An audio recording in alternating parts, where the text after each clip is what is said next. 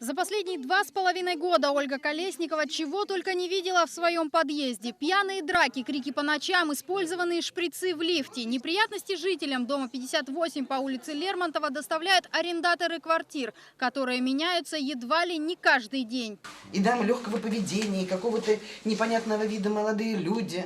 Просто страшно. А здесь ведь и маленькие дети живут. Нехорошая квартира, как оказалось, находится в аренде у мини-гостиницы. Помещений для посуточного найма только в 58-м доме 6. Еще несколько квартир в соседнем 56-м.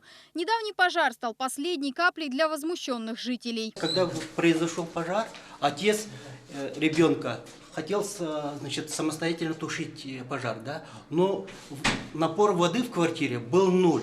Устав терпеть в своем доме постоянные беспорядки, жильцы устроили встречу с руководством мини-гостиницы. Но пришедшая девушка, по ее словам, только на днях вступила в должность управляющей. Владелец же находится за пределами Якутии.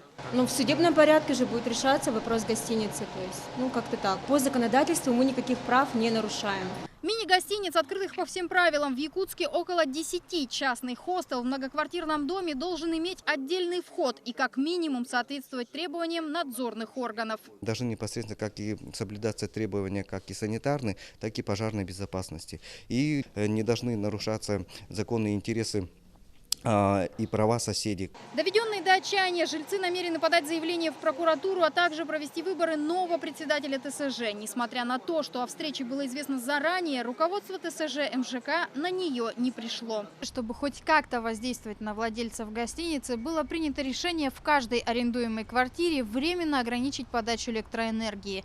Жильцы 2 домов намерены твердо стоять на своем. Гостиницы должны быть полностью закрыты. Анна Лебединская, Евгений Заборовский, Денис Попов, Вести, Якутск.